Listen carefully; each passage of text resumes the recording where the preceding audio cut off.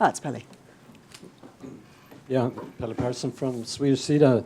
Two questions. One to Mr. Godfrey and Liu on urbanization and environment challenges. China represents the biggest urban system in the world, and you showed a picture of the incentives for mayor, which is GDP. But as far as I know, there has now been some thoughts on how to incentivize mayors to perform climate smart construction of cities. And to Godfrey, is there evidence on that is happening elsewhere in the world?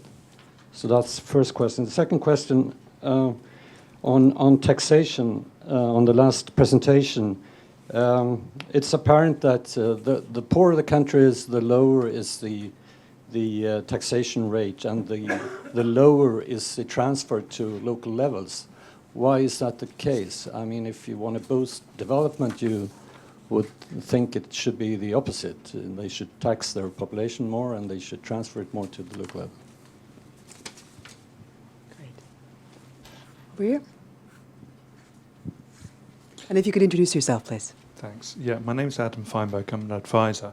I've recently been commissioned by the Government Office for Science in the UK to write an essay on a foresighting project on the future of cities going to 2065.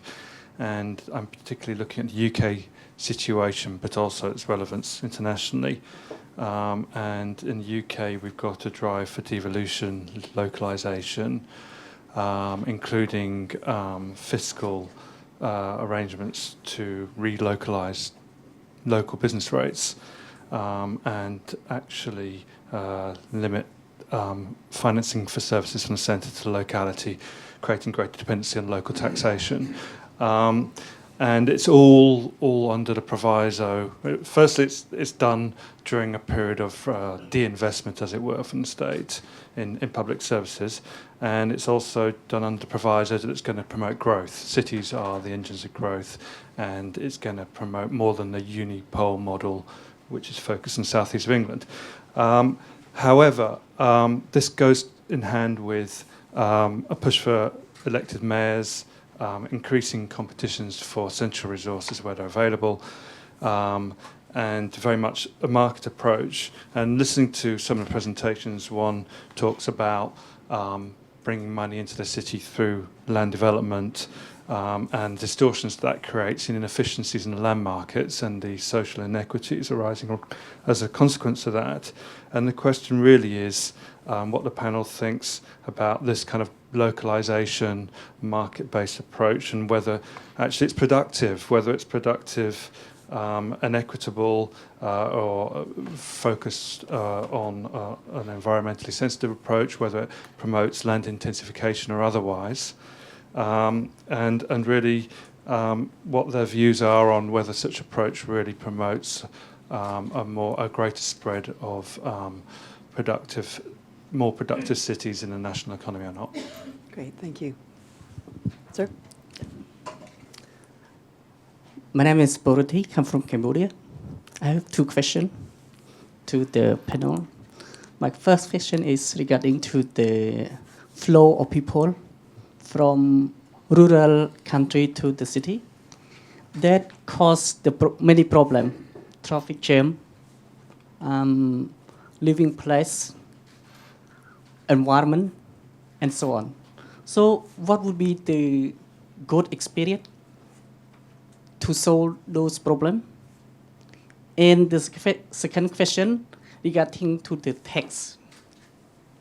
I don't know the tax of each country, but in Cambodia, they supposed to take tax on cars or motorbike annually for using public road. Is there any experience in all the country here? Yeah, is they take on motorbike or car as well? Because recently, our government want to change the law, the tax law, what I mean, that next year budget plan, it won't be tax on motorbike. Back to this regard, I want to know experience in your country. I mean, all the participants here. can share any experience for that regard. Thank you. Thank you. Okay, great. Nick, perhaps we can start off with the urbanization and environment challenge. You could speak to that, please. Sure, yeah. In terms of cities taking action, I mean, there's been quite a step change, I would say, over the last decade or so. And the C40, which is a group of cities taking leadership on climate, primarily megacities, which represent around 25% of global GDP, their latest assessment suggests that cities across this group are taking over 8,000 actions on climate, which are scaled up rapidly over the last decade from a relatively low level. And what's interesting about that is that started off with very much kind of individual projects, so in transport, waste, buildings, etc. But that has graduated to more city-wide systemic approaches in urban mobility, etc. So that's very positive. I mentioned that the real, what we've started to see is a tipping point in urban mobility. There's been some radical transformations there. You know, close to 1,000 cities now have bike sharing schemes, over 200 BRT systems, radical ways in which urban mobility is being looked at. And London's a very good example of this, actually, right where we are now with the congestion charge, which has provided significant additional revenues for investment in public transit. And a lot of cities are looking at London as inspiration. With TfL, that is a fantastic example of an integrated transport authority with powers which can help mobilise private capital into the transport sector. So that's an example that we can take as inspiration, I think, although not, obviously, challenges remain.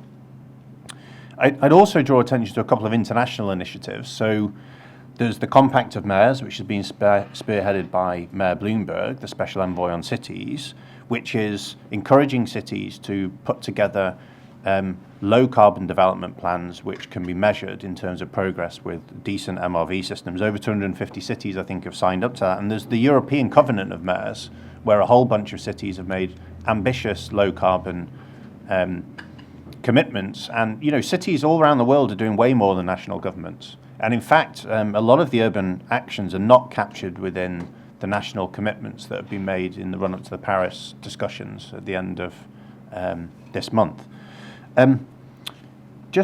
Moving on, Dinah, I don't know whether you want me to address the UK question or whether you want to take another round on that. Just a couple of remarks on the UK question.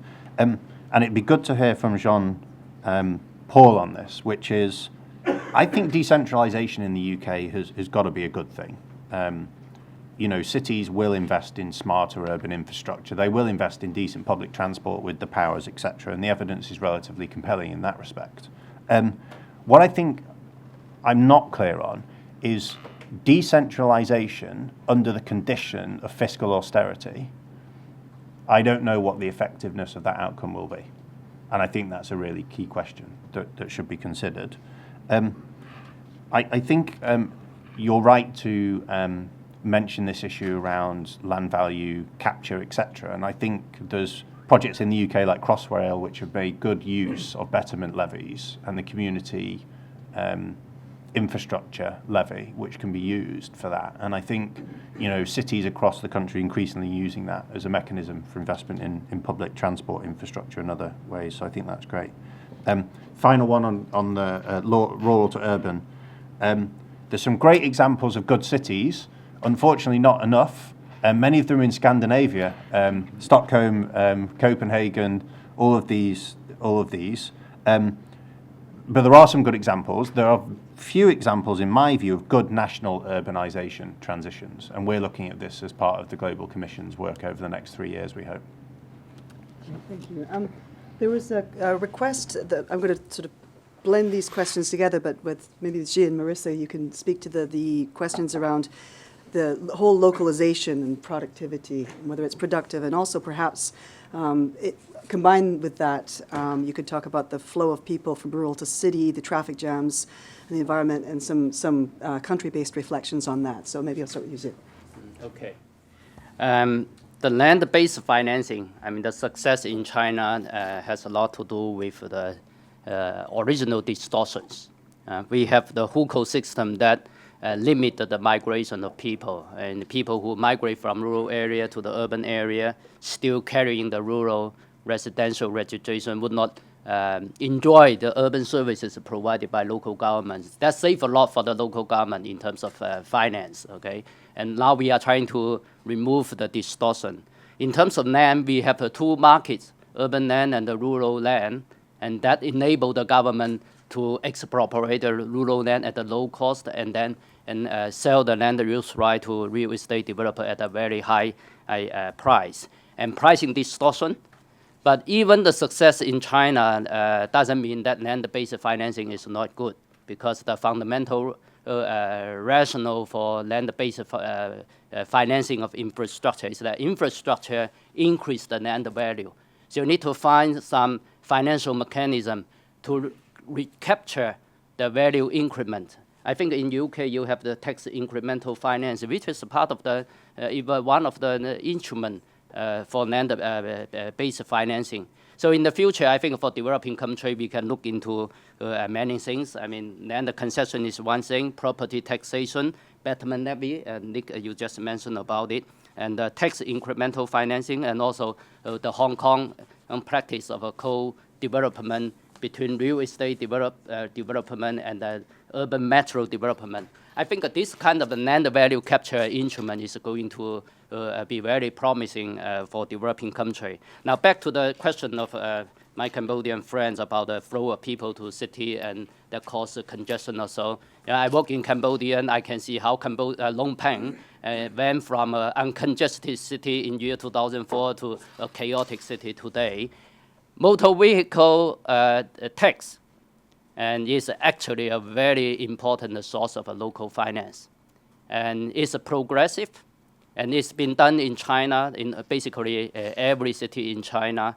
And we tax the license. I mean, we have a license fee, we have a fuel tax, and we have some other charges, okay, that go to the local government revenue. Now, the good thing about it is that, I mean, motor vehicle tax is taxing the bad for good.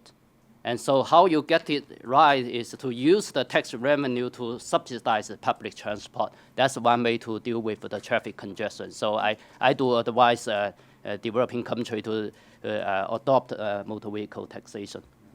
Thank you. I want to get two more rounds of questions in before we start, so perhaps I'll leave it at that for the moment and bring you in later, Marissa and JP. Starting from here, moving over. Jeff Gutman from Brookings. Question for Jean-Paul, this issue of decentralization, and we've watched the decentralization occur in various countries. Well, Latin America is historical, but like Philippines, that was started in the 1990s and went 2000. Is there a better way to implement rather than going wholesale? You know, do you start with cities that are large cities? I mean, trying to find different ways to implement, because the capacities are so different and because you need to tweak the system so many times. Is there a better way to do it? Great, thank you. We'll go to the back there, gentleman in the back.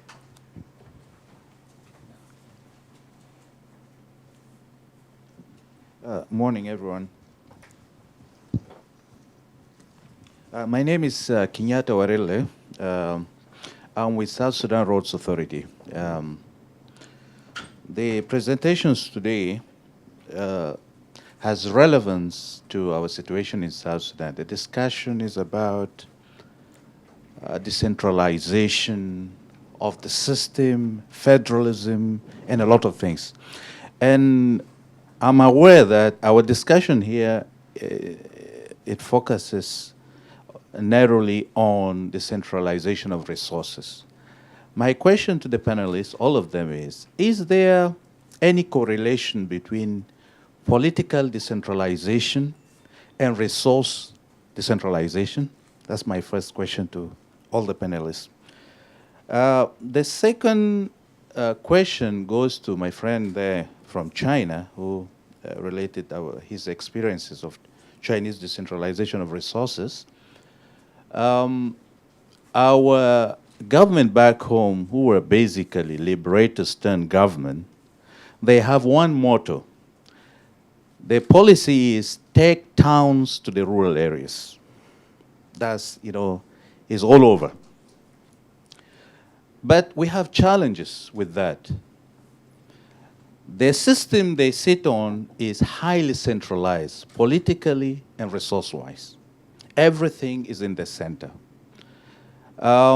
We have 3 levels of government: the central government, the state government, and the county level government. That's the lowest level of government there. Usually the states and counties, by the constitution that we have, they get transfers from the central government whenever the central government has a lot of money. And if it doesn't, like the austerity measures we are under now, usually they get peanuts, not much. So you can imagine what services you can deliver to people living in these counties and these villages when you don't have much there.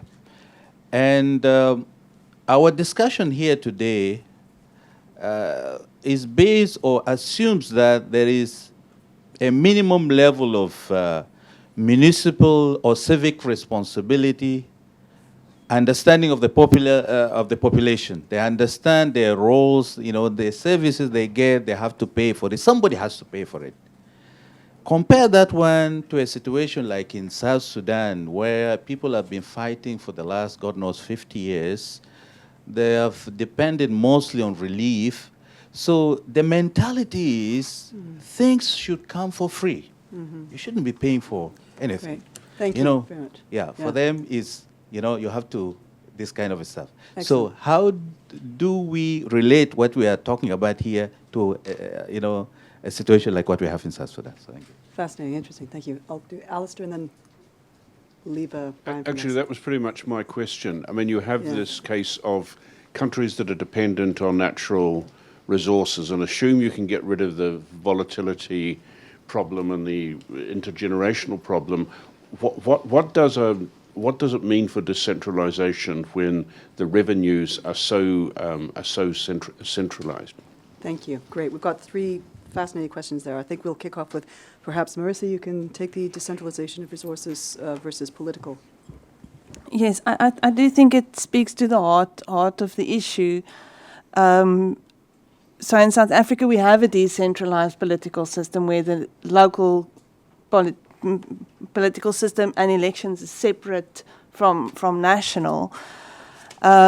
And I suppose in a sense it leads to some other question that was asking, how, do you do this all in once? Do you try and make this all happen in the same space? And I suppose if you can separate your objectives in terms of equity from your objectives in terms of efficiency, and try and structure a system that where equity is the objective, so you want schools and you want healthcare to be equitably distributed across your system, you can keep that at national and run it at a kind of a formula based per population and ensure that your resources flow in a similar way.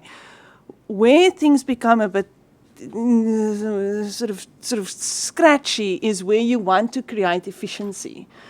And in a sense, we've from South Africa, we've seen that the best way there in terms of coordinated investment in infrastructure, in terms of spatial development, is to make local more responsible, because local takes the hit if it is not efficient, if it is not spatially organized. And a good example is our housing policy, where when we left it to be done at a sort of equity basis, and provinces did it, they would put all the housing at the outskirts of the city because the land is cheap. And all of a sudden you have water and electrification and roads and public transport pressures that are not taken into consideration. So I do think that kind of delineation between equity and efficiency in how you go about it might be useful.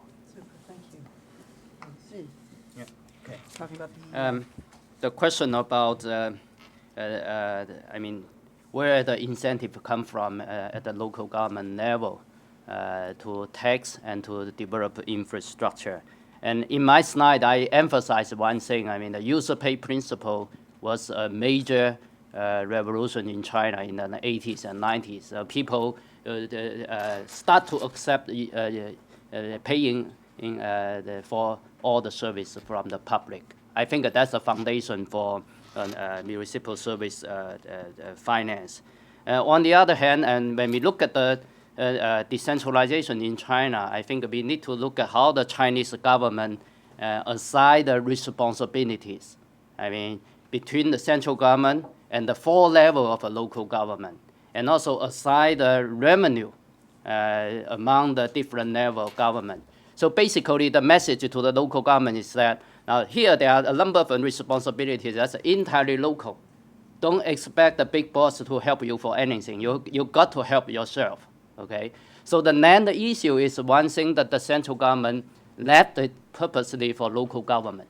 So local government couldn't do much. I mean, with the tax assignment system, but local government got the land, and that's where they can play with the land value in order to come up with finance for urban development.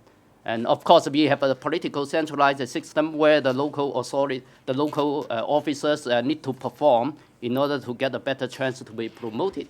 But then they perform within the kind of constraint. And to some extent, the constraint actually is good. It serves a national purpose and also allow the local government to do something, I mean, within a certain framework. Thank you. Great. And I'll bring Jean-Paul in the question posed by Jeff in the front here about decentralization. Is there a better way to implement it rather than just going whole hog all at once? Yeah, it's a great question. It's a very difficult one to answer. So I'll compare 2 cases that I happen to have worked on a lot. Bolivia decentralized the shock therapy in 1994. Colombia decentralized almost at the same time, from 91 to 93 with a constitutional change. But as a culmination of 30 years of discussion, of gradually devolving or deconcentrating expenditure responsibility, and then political decentralization, and then more political and fiscal devolution, finishing up in the 90s. So 2 completely different models, and both were successful. I think the better model from a political point of view, so from a fiscal and effectiveness point of view, you're quite right that you want to do it gradually and build up capacity as you go, and you don't want a big bang reform of everything everywhere all at once, because many places will be overwhelmed. But politically, it's very, very difficult to decentralize effectively gradually, because so many people benefit from centralization, beginning with the president, prime minister, the ministers, the central bureaucracy, the whole government apparatus likes dispensing patronage, clientelism. Decentralization inevitably means a diminishing of themselves, and they're the ones by definition that have to do it. Right? If you're going to decentralize, it's by definition the central government that has to give away power and authority to lower levels of government they can't control. Again, by definition, if it's a democracy, because these people are locally elected mayors, governors, etc. And nobody wants to do that. And so what you see across the world, Shanta Devarajan et al. Have written a lot on this at the World Bank, is partial or imperfect or insincere decentralizations, where governments declare that they're going to do something, and then what actually happens is some kind of very unsatisfactory halfway house where it's a little bit is decentralized, or they go part of the way, but they never really completely do it, because the entire political system and the bureaucracy begin a rearguard battle to unmake the decentralization. And so if you do it gradually, you give these forces, these interests, more time to stop it, or to arm themselves to reach these messy compromises, which are hugely inefficient. Right, so from a design point of view, it's just terrible to decentralize as a result of a political battle behind closed doors. What you actually want is to do it in a fairly transparent way that's symmetric and makes sense. So for political reasons, it's better to do it quickly and to just announce it overnight. There, we're decentralized. It's like the difference between stabilization policy and liberalization policy. Right? So you want to liberalize your economy gradually, unlike Chile under Pinochet, so the whole manufacturing sector doesn't go broke because they can't compete with China 20 years ago or Malaysia, Bangladesh today. You want to stabilize the economy very, very rapidly, to reset inflation expectations, and so the people who benefit from hyperinflation don't have a chance to organize. So you want shock therapy, but then you do want to change it over time. So I think my answer to this very complex question is that the poorest places with the lowest capacity, which went to a previous question about why there isn't more decentralization and more transfers, their needs are also lower level. So in a small rural municipality, what they really need tends to be schools and health clinics, and these things are fairly easy to do. And you can decentralize that in a country very rapidly with minimal capacity building in advance that announces what your intentions are.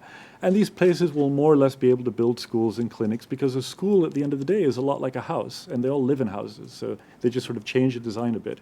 And then there's a learning by doing and a ratcheting up, and you can decentralize more powers to the bigger cities straight off because they have more capacity. But the decision to decentralize needs to be a very rapid thing, and to be done, I think, with little prior announcement. Thank you.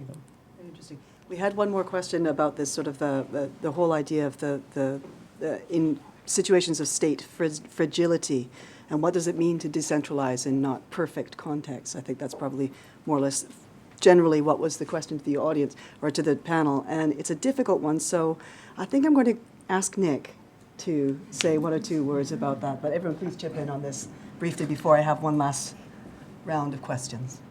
So re-summarize the question. So there were two questions in there. First of all, there was we've got the situation in which we've had 50 years of conflict. We don't have much capacity or indeed a mentality that is going to allow decentralization. And we also have a situation in which we have politically difficult contexts. Now, you're a big proponent of urbanization, but what if the seeds of growth for urbanization are not ideal? I think is probably a good way of summarizing it. Yeah, so the first question I'll probably pass and hand over to the rest of the panel, who know far more about this than I ever could. On the second question, urbanisation where, with relatively limited capacity. So my view on this is very much, there's no one-size-fits approach to planning, designing and enabling decent cities, or a strong pathway, well-planned pathway of urbanisation on a national basis. That said, there are some lessons. So I think in a context of political instability and relatively limited capacity, I think what's really crucial is focusing on those things which are relatively easy to do but have big, large-scale, long-term systemic impacts. So I think getting basic transport architecture and land planning architecture in place at an early stage is very critical, because that backbone often forms the entire artery and ecosystem around which everything else develops. And that's particularly important in cities that are growing very rapidly. So I would focus on some, easy wins and putting in place some, low-cost options, which are relatively simple technologies. And this has been done, and I keep using the example of bus rapid transit, but it is illustrative. In Lagos, this has been done really effectively by using the existing bus fleet and making some tweaks. And that can be quite transformative. I think at a national level, we've been doing some work with the Ethiopian government actually on this, which is, and the question we were asked is, how do we reimagine our urban future? Do we continue to focus on the growth of Addis, or how do we unlock, or do we balance that with unlocking the power of our secondary cities, etc.? So I think there's a lot to be done at the national level in terms of helping governments think through those questions and making plans accordingly. But it's tricky, but I just think there's no one size fits all, and I think it has to be nationally appropriate, any strategy or policy, whether it's at the national or urban level. Thanks, Nick. That's great. I'm going to actually continue with a round of questions. So Brian, and then there's the lady in the middle there, and then we'll end at the very back there. Thank you. My name is Brian Ames with CAPE's Budget Strengthening Initiative. There was a key topic to me that was noticeably absent and has just been recently kind of hinted at in the last couple of comments here, and that's the issue of institutional capacity, particularly at the provincial level and even more so at the municipal level. And again, particularly I'm focusing on low-income countries and fragile states. And I'm just curious about the panel's experience or views on best practices or experiences to date, particularly with regard to revenue capacity, revenue management capacity, expenditure management capacity, and then obviously at the end, investment management capacity with regard to infrastructure. Thank you. Thanks, Brian. Hello, Elizabeth Hodson from Macquarie. Actually, I can sort of slightly continue on that question. My question is about capacity at local level compared with central government. My experience of it has been, across a number of countries, but I've actually recently returned from Jordan, which has made Aqaba a special economic zone. And my experience is that local governments do have less capacity. The staff who are attracted to work in local government are generally less capable, less educated. And also, we talked a bit about pork barrel politics or parochialism. You sort of create a mini fiefdom, I think, is one of the dangers. And I'll be interested, particularly, I suppose, in Jean-Paul's reaction, whether you've taken that sort of situation into account. Thank you. Thank you. We have one question in the back there, and then we'll have one question here, and then we'll have to, unfortunately, leave it.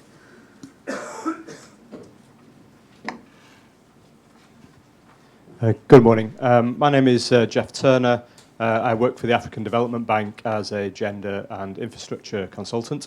And I'm very interested in how we incorporate considerations of urban inequalities in this discussion around investing in cities.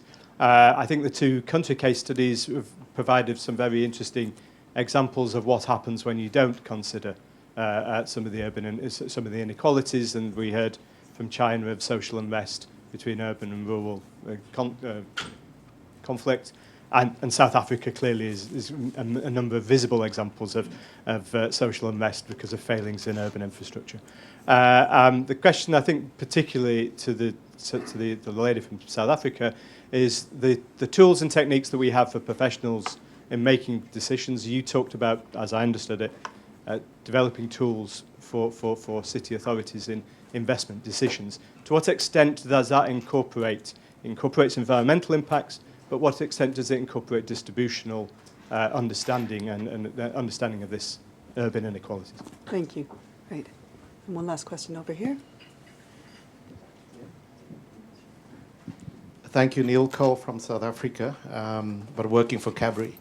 My question is to Marissa, and maybe you can share with us how you're making provision for the maintenance of what is a large social infrastructure stock, and probably growing, that includes probably, now standing at about 3 million social housing. And we know many of that social housing has been poorly built and is already showing signs of falling apart. So as you're adding to that social infrastructure in hospitals, clinics, housing, how are you making provision within the budget for the maintenance thereof?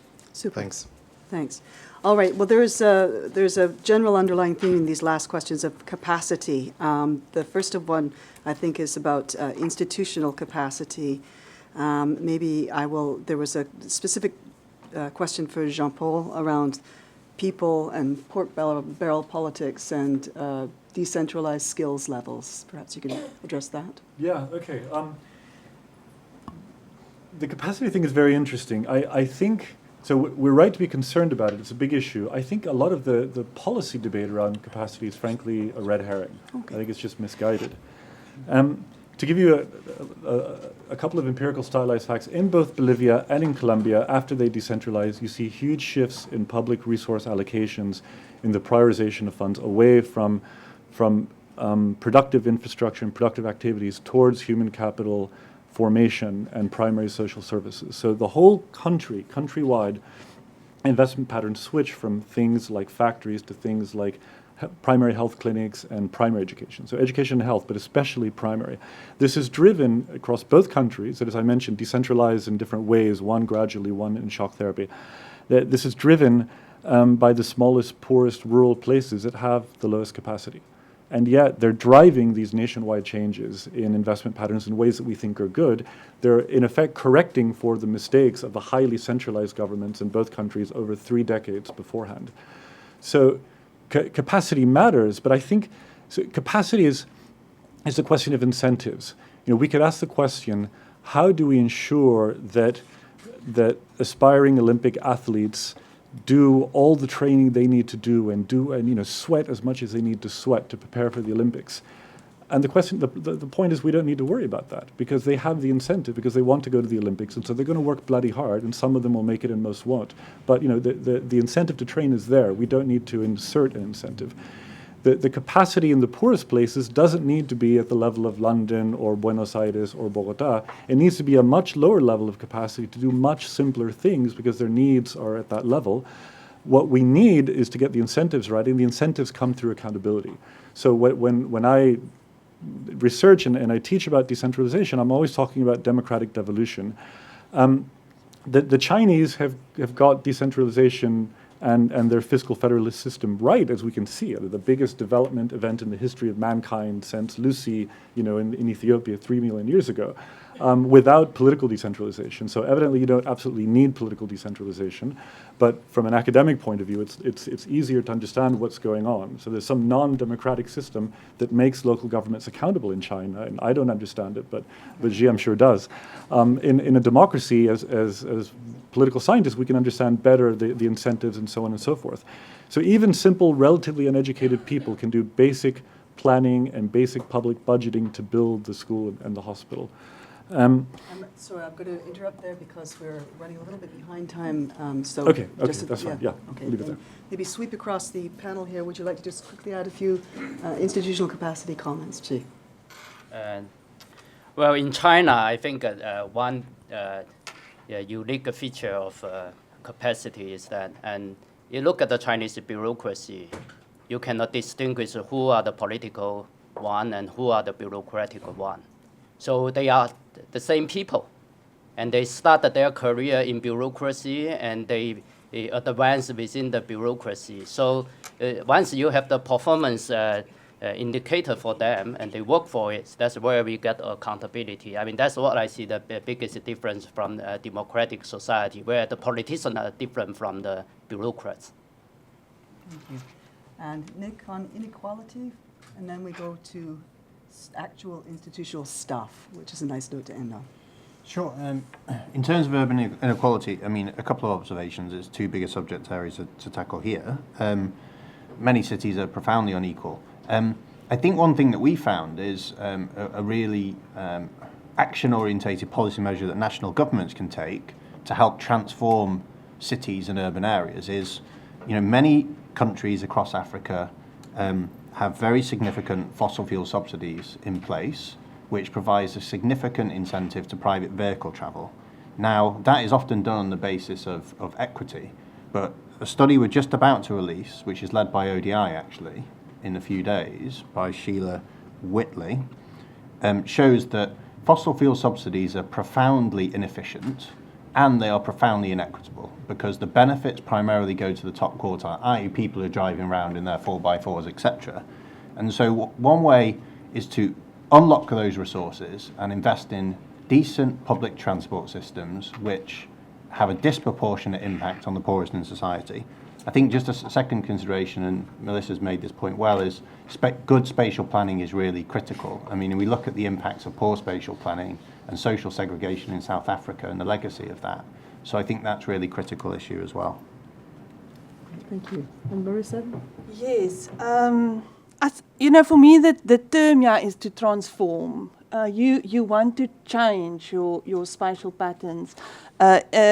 Interesting on a gender area, we can see in South Africa how informal settlements close to the city, where there's been a sort of a standoff to get that land, is largely male-dominated. Whereas if you look at the outskirts, where we find female informal settlements, where that kind of, where they probably sort of more peacefully invade the land.